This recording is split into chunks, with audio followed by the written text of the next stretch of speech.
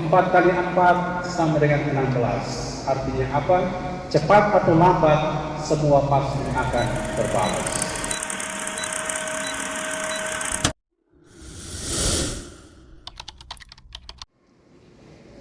Brother yang terkasih, para suster, bapak mama, saudara-saudari, kakak adik umat beriman yang dicintai Tuhan, selamat pagi semua. Selamat hari Minggu.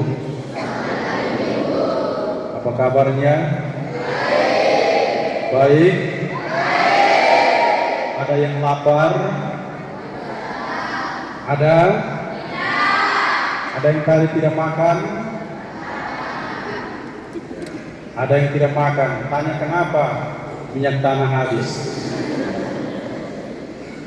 Kemarin di Atang 2 ada keluarga yang pergi jaga di lapangan, bilang ada minyak tanah murah. Tetapi waktu pulang bawa jerigen kosong. Karena banyak orang yang sudah lebih dulu jaga. Saudara-saudaraku yang dicintai Tuhan, judul renungan berjaga-jagalah. Kita memasuki minggu pertama Advent pada hari ini. Kita akan melihat keistimewaan dalam perayaan minggu Advent pertama. Kita melihat di depan ada 4 lilin. 3 lilinnya berwarna ungu dan satunya berwarna pink merah muda. 3-nya itu melambangkan persiapan pertobatan dan kurban. Sedangkan yang satunya itu melambangkan sukacita, kegembiraan. Karena persiapan yang telah kita lakukan semakin mendekat dengan kelahiran Sang Penebus. Saudara-saudariku yang dicintai Tuhan, di sana juga ada yang namanya lingkaran Advent. Ini mau menunjukkan, melambangkan tentang keberlanjutan hidup. Bahwa hidup itu tidak ada titik akhir, tetapi ada keberlanjutannya. Kemudian di sana juga ada daun ranting yang hijau. Ini melambangkan kehidupan. Bahwa Yesus Kristus Sang Penebus kita yang telah wafat dan bangkit, Dia tidak akan mati lagi. Saudara-saudaraku yang dicintai Tuhan, ini kalau saya lihat banyak yang mengantuk. Ada yang mata sayup-sayup, ada yang nonton bola sampai pagi. Kebetulan sementara piala dunia. Yang penting jaga supaya jangan demam. Ada yang bilang apa? Ada yang demam bola. Demam karena bola kaki, demam karena bola voli, demam karena bola kasti. Tetapi ada yang bilang semua itu tidak membuat saya demam. Yang membuat saya demam itu adalah bola mata kamu. Jadi masing-masing dia punya bola mata, ya.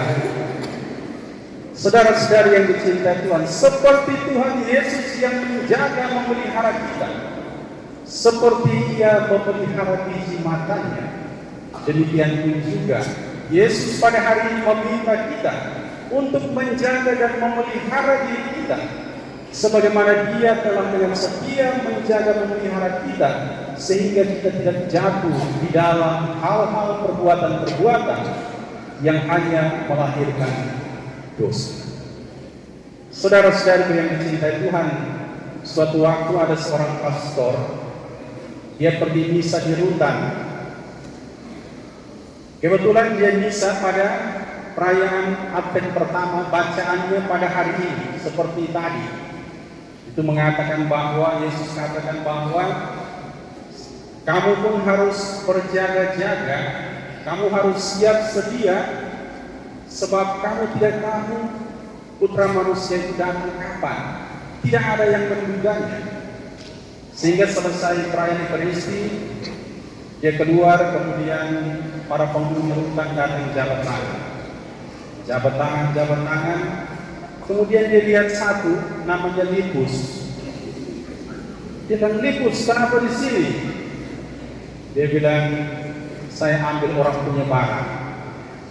Kemudian Romo bilang, kenapa ambil orang punya barang? Kamu curi? Dia bilang, tidak, Lalu saya ambil mereka punya barang supaya mendidik mereka. Kemudian Romo bilang, maksud mendidik itu apa? Kebetulan Lipus ini sudah beberapa tahun di dalam tahanan. Jadi dia setiap hari baca Alkitab, dari kitab Kejadian sampai kitab Wahyu. Jadi dia bilang apa? Saya mendidik mereka supaya mereka selalu berjaga-jaga, siap sedia. Dia katakan apa? Di dalam kitab suci, di dalam 1 Tesalonika bab 5 ayat 2, dia pakai ayat Alkitab untuk jelaskan dia punya perbuatan kepada Romo. Dia katakan, di dalam kitab suci, di dalam 1 Tesalonika bab 5 ayat 2 di sana tertulis, karena kamu sendiri tahu benar-benar bahwa hari Tuhan datang seperti pencuri pada malam. Jadi dia katakan, saya buat mengambil barang mereka supaya mereka berjaga-jaga selalu. Sangat disayangkan kalau Tuhan Yesus datang mendapatkan mereka dalam keadaan tidur, bahkan tidur mengorok. Apalagi bacaan pada hari ini Yesus katakan apa? Kamu harus berjaga-jaga, harus siap sedia, karena Putra Manusia datang pada saat yang tidak kamu duga. Karena itu dia katakan, saya ambil mereka punya barang supaya mereka selalu siap sedia. Kemudian Romo bilang, benar juga, luar biasa. Tetapi Lipus, apakah setelah engkau ambil mereka punya barang, engkau kembalikan? Dia garuk kepala, dia bilang, itu yang masalah Romo. Saya ambil habis, saya mau pulang. Kemudian Romo bilang apa? Lipus, di Alkitab itu tidak hanya tertulis bahwa orang harus berjaga-jaga. Di dalam kitab Mazmur bab 1 ayat 15 itu juga tertulis, sebab waktunya sudah dekat kerajaan Allah, waktunya telah genap, kerajaan Allah sudah dekat. Lipus, bertobatlah. Saudara-saudaraku yang dicintai Tuhan, pada hari ini Yesus meminta kepada kita untuk senantiasa berjaga-jaga, waspada, untuk menantikan kedatangan Sang Penebus yang kedua kali pada akhir zaman. Kita tidak tahu waktunya kapan, tetapi harus ada keyakinan bahwa Yesus Kristus akan datang untuk kedua kalinya. Yang dituntut dari kita adalah kesetiaan berjaga-jaga. Dan apa yang harus kita lakukan pada saat kita berjaga-jaga? Tadi di dalam bacaan Injil, sebelum Yesus menjelaskan tentang kita harus berjaga-jaga, Yesus mengambil suatu fakta Alkitab, itu diambil dari kitab Kejadian, tentang peristiwa Nabi Nuh. Bagaimana pada saat itu, Allah membinasakan semua ciptaannya itu, dengan mendatangkan suatu musibah, air bah, datang menutupi semua bumi. Dan semua manusia binatang habis. Pada saat itu yang tersisa hanyalah Nabi Nuh dan istrinya, ketiga anaknya, Sem, kemudian Ham dan juga Yafet dan istri-istri mereka. Jadi yang ada di dalam bahtera itu ada 8 orang manusia. Saudara-saudaraku yang dicintai Tuhan, tentang air bah bisa kita baca secara lengkap itu di dalam kitab Kejadian bab 7 ayat 1 sampai dengan 24. Sedangkan apa yang dikatakan oleh Allah kepada Nabi Nuh untuk mempersiapkan diri membuat sebuah bahtera itu di dalam kitab Kejadian bab 6 ayat 9 sampai dengan 22. Dan apa yang dikatakan oleh Allah kepada Nuh itu ditaati dengan setia. Dia dengan setia, dengan sabar mempersiapkan masa depannya dengan membuat sebuah bahtera yang besar. Untuk waktunya itu tidak tertulis secara jelas, tetapi kita bisa menduga selama 100 tahun. Mengapa? Karena di dalam Alkitab kita mendengar bahwa Allah memerintah dia untuk membuat bahtera itu ketika dia berumur 500 tahun.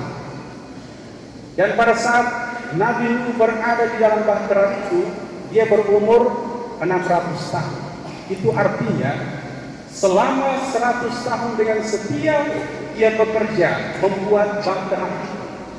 Dan ketika orang-orang menyaksikan bagaimana Nabi Nuh mengerjakan bahtera itu, mereka menganggap bahwa ini dia buang-buang waktu.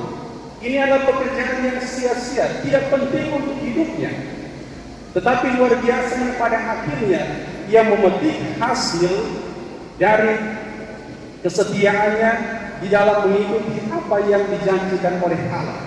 Dalam hal ini, dia hanya mendengarkan janji Allah kepadanya, tidak peduli orang mau ngomong apa, orang mau meremehkan dia tidak peduli, karena dia hanya mengikuti apa yang dikatakan oleh Allah. Dan hasilnya luar biasa, semua manusia binasa. Nabi Nuh dan keluarganya dia mengalami keselamatan. Saudara-saudaraku yang dicintai Tuhan, firman ini hanya mau mengatakan, menguatkan kepada kita, menguatkan keyakinan bahwa bagi mereka yang setia menanti, ingatlah, percayalah, yakinlah, sekeping kesabaranmu pasti akan terbalas. Sebab ini adalah janji Allah untuk manusia, bukan janji manusia untuk sesama. Saudara-saudariku yang dicintai Tuhan, ada yang tulis statusnya bilang begini, aku tidak peduli menunggu sampai kapan. Yang terpenting adalah aku tahu bahwa engkau masih mencintai. Kata-kata ini harus menguatkan kita, menguatkan keyakinan. Bahkan kita harus katakan, Tuhan, aku tidak tahu sampai kapan aku harus menunggu, tetapi aku yakin bahwa engkau tetap setia mencintai. Jika hal ini sudah menggarap daging di dalam jiwa kita, yakinlah kita akan menjadi orang yang setia di dalam hal berjaga. Saudara-saudariku yang dicintai Tuhan, apa yang mau kita isi di dalam kegiatan atau perbuatan kita dalam hal berjaga-jaga? Tadi di dalam bacaan kedua kita mendengar surat Rasul Paulus kepada jemaat di Roma, bab 13 ayat 13 sampai dengan 14, di sana dikatakan, marilah hidup dengan sopan seperti pada siang hari. Jangan dalam pesta pura dan kemabukan, jangan dalam perselisihan dan iri hati, tetapi kenakanlah Tuhan Yesus Kristus sebagai perlengkapan senjata terang, dan jangan memelihara tubuhmu untuk memuaskan keinginannya. Oleh karena itu, saudara-saudara yang dicintai Tuhan, jika saat ini masih ada perselisihan, masih ada iri hati dengan orang-orang terdekat kita maupun sahabat kenalan kita, berusaha untuk tanggalkan. Suatu waktu ada satu keluarga, bab tua ini namanya Nikus juga. Jadi bab tua Nikus ini dia pergi kerja, pergi keluar dari pagi. Cerita ini saya pernah cerita di Benpasi saat misa. Karena sudah sore, bapak tua tidak pulang, dia punya istri namanya Mawar. Jadi Nikus dan Mawar. Mam tua bilang, dia punya anak, dia sementara kerja di dapur, dia bilang, anak, coba telepon bapak dulu, tanya posisi di, kemudian dia punya anak dan, hai mama, saya punya HP rusak. Kemudian mam tua bilang, sudah ambil itu HP di kamar tengah itu, ada di atas TV. Telepon bapak, tanya posisi di mana, ada buat apa, dari siapa? Dia bilang, baik mama. Jadi di sini pergi ambil HP, telepon. Setelah itu dia simpan kembali HP. 10 sampai 15 menit tidak ada kabar balik dari anaknya ini untuk Mamtua Mawar. Jadi Mamtua bilang, anak, tadi sudah telepon bapak. Dia bilang, sudah mama. Lalu bapak bilang apa? Dia hanya diam. Anak, bapak bilang apa? Dia bilang, mama, tadi saya telepon, ada suara perempuan yang jawab. Mama tua langsung kasih tinggal miring, dia bilang, kurang ajar, pantas selama ini Bapak mulai stel-stel. Dia sudah rapi-rapi, padahal dia sudah pergi kerja. Dia pergi pagi, pulang malam, ternyata ini suara perempuan ini. Ini saya baru tangkap dia punya ekor. Kemudian dia bilang, anak, tadi itu perempuan ngomong bilang apa? Dia bilang, mama, tadi itu perempuan bilang, pulsa yang Anda miliki tidak cukup untuk melakukan ibadah. Padahal tadi tua sudah marah, bahkan sudah mati dan tua. Ternyata pulsa yang Anda miliki tidak cukup melakukan panggilan. Saudara-saudaraku yang dicintai Tuhan, orang bijak katakan apa? Sibukkanlah dirimu untuk berprasangka baik kepada orang lain. Sibukkanlah hidupmu untuk mengatur hidupmu sendiri. Sibukkanlah dirimu untuk menabur kebaikan orang lain, membantu untuk menaburkan kebaikan kepada orang lain dan melakukan kebaikan kepada orang lain, sehingga engkau tidak memiliki waktu untuk berprasangka buruk kepada orang lain, bahkan menebarkan kebencian kepada orang lain. Ada bapak-bapak yang jadi korban karena amukan mama-mama. Ada. Kadang waktu baru ngomong sedikit, mama sudah pikir begini, langsung mengamuk. Padahal waktu belum cerita habis, selalu berprasangka buruk, selalu ada iri hati, ada dendam, ada kebencian, seperti yang tadi kita dengar dalam bacaan kedua. Jangan hidup dalam pesta pora, kemabukan, perselisihan, dan iri hati. Kemudian pada saat kita berjaga-jaga, apa yang harus kita lakukan? Harus menjadi orang yang bijaksana untuk mempergunakan kekayaan kelimpahan yang Tuhan anugerahkan kepada kita. Sehingga saya pernah cerita, suatu waktu Lipus ini meninggal. Lipus ini meninggal, dan pada saat itu dia dijemput oleh Santo Petrus di pintu surga.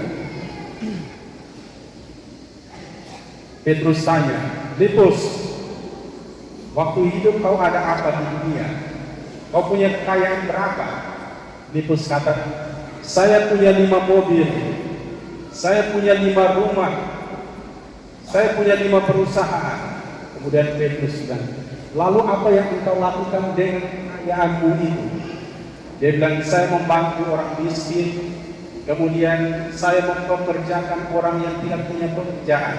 Petrus bilang, bagus, masuk surga. Jadi sementara berjalan di lorong untuk lihat kamar-kamar di surga, lihat Lipus lagi saya punya kamar yang mana. Sementara berjalan, Petrus tarik, Lipus tunggu dulu. Kemudian Lipus bilang, kenapa pergi? Saya mau tanya sudah. Waktu di dunia kau punya istri ada berapa? Kemudian Lipus bilang, cuma 1. Kemudian Petrus bilang, kenapa hanya 1? Kau kan punya banyak kekayaan. Kau bisa sanggup untuk menafkahi mereka. Kenapa kau hanya punya istri 1? Lipus bilang, karena saya takut saya punya istri mawar. Petrus bilang, ini yang salah, masuk neraka. Kenapa? Takut itu takut Allah, bukan takut istri. Lipus dalam hati bilang, ya istri 1 di rumah, tapi di luar itu. Kemudian dia langsung bilang, kurang ajar. Coba itu hari saya nikah lagi baik. Saudara-saudaraku yang dicintai Tuhan, cerita ini bukan menjadi ajakan untuk bapak-bapak untuk kawin lagi. Hati-hati. Ya. Ini bukan saran dari Romo untuk bapak-bapak untuk kawin nikah lagi. Tetapi harus menjadi orang yang bijaksana mempergunakan kelimpahan berkat yang Tuhan berikan. Lebih daripada itu, takutlah akan Tuhan. Jangan sampai kita hanya takut manusia tetapi tidak takut Allah. Saudara-saudaraku yang dicintai Tuhan, melalui firman Tuhan pada hari ini dan juga bacaan-bacaan suci, kita diminta untuk berjaga-jaga dalam hidup untuk menantikan kedatangan Tuhan. Yakinlah dan percayalah, seperti tadi saya katakan, sekeping kesabaran yang engkau perlukan dalam menantikan Tuhan pasti akan terbalaskan. Sehingga ada satu pantun yang mengatakan apa? 4 kali 4 sama dengan 16. Artinya apa? Cepat atau lambat semua pasti akan terbalas. Tuhan memberkati kita karena Tuhan sayang kita semua. Amin.